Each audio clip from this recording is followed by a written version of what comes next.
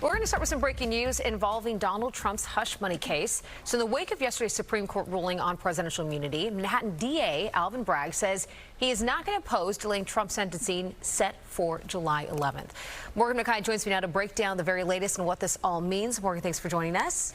Thank you. So we just got a copy of the letter from the Manhattan District Attorney's office to the judge overseeing former President Donald Trump's hush money case. And they say in it that they're okay with delaying sentencing for 2 weeks. That sentencing was supposed to happen in 9 days. That is surprising coming from Alvin Bragg, though, right?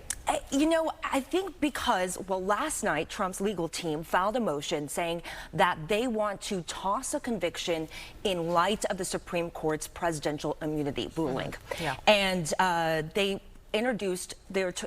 spoke about evidence in the trial that was introduced that Trump social media posts about his former lawyer Michael Cohen. They say because that was done when he was president, that should have never been introduced. Yeah.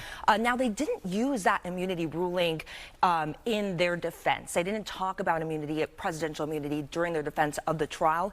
And the Manhattan District Attorney's office says that in their filing. They say, although we believe the defendant's arguments to be without merit, we do not oppose his request for leave to file. Interesting. So this sentencing was supposed to happen on July 11th, but they're okay, they're saying, with pushing it back at least until July 24th. Now, if you remember, Trump was convicted of 34 counts of falsifying business records related to hush money payments to adult film star Stormy Daniels in an effort to influence the 2016 election. But some of those checks being that he wrote while he was president, so possibly that may fall under that Immunity Act. Let's talk about how this helps President Trump. On the surface, it helps him momentously. Like, this is just, it's crazy how this helps him. But you're saying not so much. Like, there's some back end stuff that this could also hurt him as well.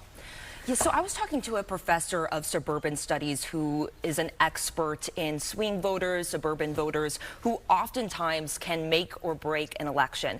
And he said some of these voters might be hesitant now to vote for Trump with this new immunity ruling. Now, President Joe Biden has said that he wouldn't use it, but at the same time, of course, we don't know how that's going to work yet. But in the immediate future, it could possibly help Biden with him coming out and saying how much is at stake with our democracy. Here's a soundbite from him last night. He came out and spoke for just a moment.